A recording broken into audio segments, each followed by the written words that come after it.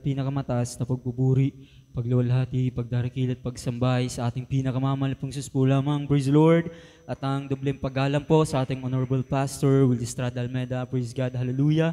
Sa patuloy po ang pag-alala ng mga mabuting turo at aral na iniwan ng ating beloved Pastor Evangelist Will Estrada Almeda. Praise the Lord. And Assistant Pastor Lina C. Almeda. Praise God. Greetings po sa buong Almeda family. Praise the Lord. Sa ating assigned ordained preacher po sa buong Kabikulan, beloved Kuya Dick Saez, praise God, into his family.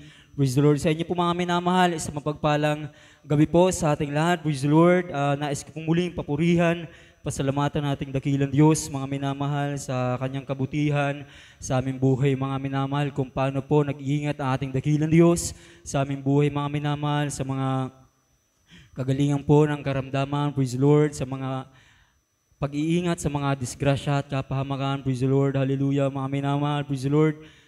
Pinupuri, pinapasalamatan ko po ating dakilang Diyos. Mga minamahal. Nung time na nagkasikit po ng karamdamang dengue, mga minamahal. Praise the Lord.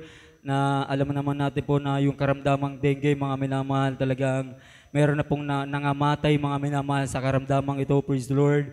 Subalit, mga minamahal, sa habag at dakila, kahabagan ng ating dakilang Diyos, mga minamahal, tanging panampalataya, mga minamahal, pagsisisi, walang gamot, walang doktor, mga minamahal, praise the Lord, ako pinagaling ng ating dakilang Diyos, mga minamahal, maraming salamat sa panibagong buhay, pinagkalob natin pinakamamahal na Panginoon, praise the Lord, maging pong sa karagdagang buhay na pinagkalob ng mahal na Panginoon, sa aking beloved Ate Jane, mga minamahal, maging kayo, saksi rin po kayo, mga minamahal, kung ano po yung kalagayan niya, mga minamahal, maraming salamat sa mahal na Panginoon, praise the Lord.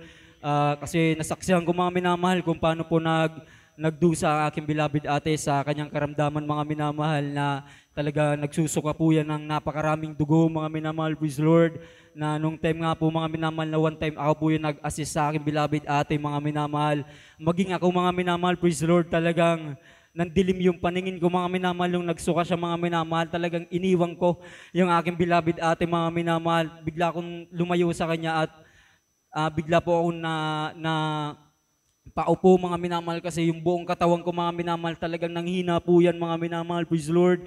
Nagdilim po yung aking paningin, mga minamahal. Ganun po kalala, mga minamahal, talagang dumating po sa point na para inasa na lang namin sa ating dakilang Diyos ang buhay ng aming beloved ate, mga minamahal, sa akin ng aking beloved mama, praise the Lord. Mahal na Pinoon, kung kalooban mo na kunin ang aking beloved anak, mga minamahal, kayo na pong bahala, mahal na Panginoon, praise the Lord. Subalit, salamat sa mahal na Panginoon, mga minamahal, aking beloved ate, mga minamahal, na siya'y nag-alay ng pag-aayuno, mga minamahal, praise the Lord, sa kabila na, sa kanya pag-aayuno, mga minamahal, andun yung habag ng dakilang Diyos, mga minamahal, andiyan ang beloved ate, pinagaling ng ating dakilang Diyos, hallelujah, praise the Lord. Salamat sa panibagong buhay, pinagkalob ng ating pinakamamahal na Panginoon, praise the Lord, maging sa pag-iingat, mga minamahal, sa mga disgrasya, mga minamahal, napakaraming beses nag-iingat ang ating dakilang Diyos, mga minamahal, talagang totoong buhay, ang ating pinakamamahal na Panginoon sa gawain ng Jesus Miracle Crusade International Ministry, mga minamahal, praise the Lord, kasi isang Wednesday, mga minamahal, galing po kami banalagawa ng ating dakilang Diyos sa dako ng Tigaon, mga minamahal, praise the Lord. Kasama kong beloved ate ko, mga minamahal, praise the Lord. Ako po yung driver ng motor, mga minamahal. Yung uwi namin, mga minamahal, 10 PM na po, mga minamahal, praise the Lord. Pagdating namin, yung panahon nun, mga minamahal, talaga medyo na ulan-ulan po, mga minamahal, praise the Lord. Tapos yung motor pa po namin, mga minamahal, naka-dim light lang po kami, mga minamahal, wala po kaming headlight, mga minamahal, praise the Lord. Pagdating po dun sa Tambuko, mga minamahal, Goa, dun sa may paliko na po ng terminal, mga minamahal, praise Lord, galing po kami Tigaon, yung kasalubong namin ng mga minamahal na 4x4, mga minamahal, liliko po pala siya ng terminal, mga minamahal, praise the Lord. Ngunit, mga minamahal, di po siya nag-signalite, mga minamahal, talagang dire-diretso po siya ng liko, mga minamahal, kaya hindi ko po naisip na liliko siya, kaya diretso lang din po ako, mga minamahal. Kaya nangyari, mga minamahal, tinumbok po kami ng sasakyan, mga minamahal, praise the Lord.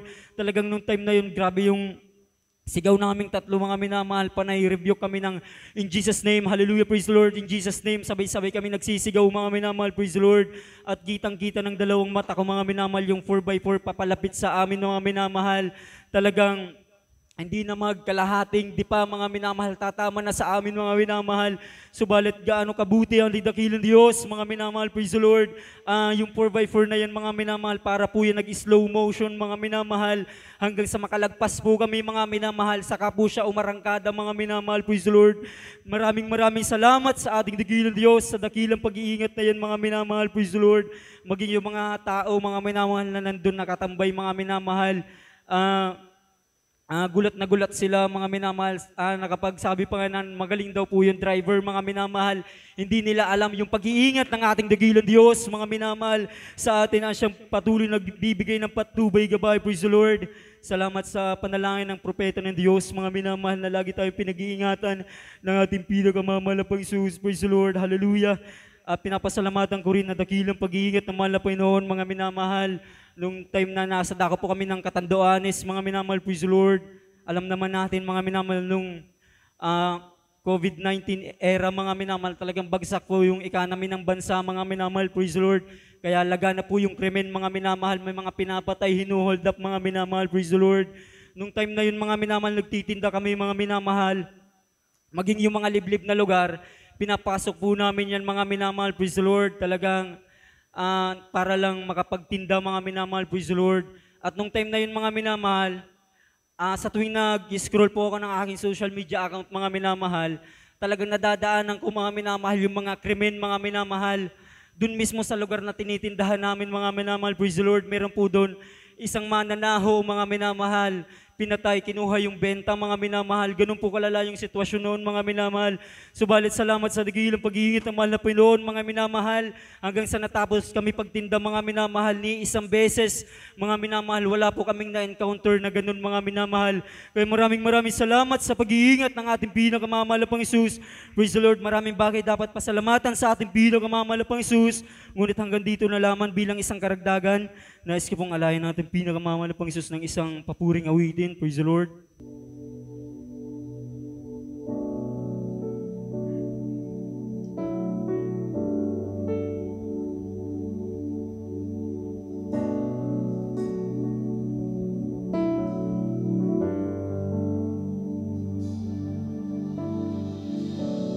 You are the source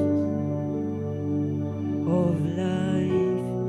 I can't be left behind. No one else will do.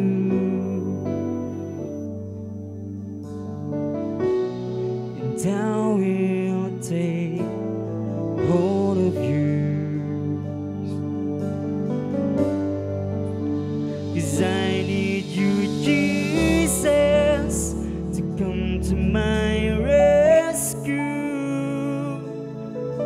Where else can I go?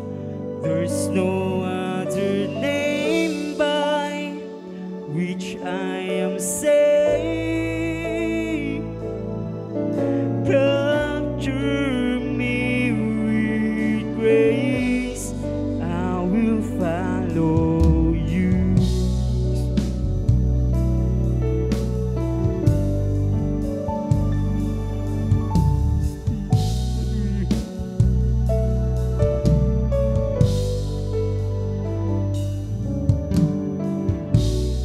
You are the source of life.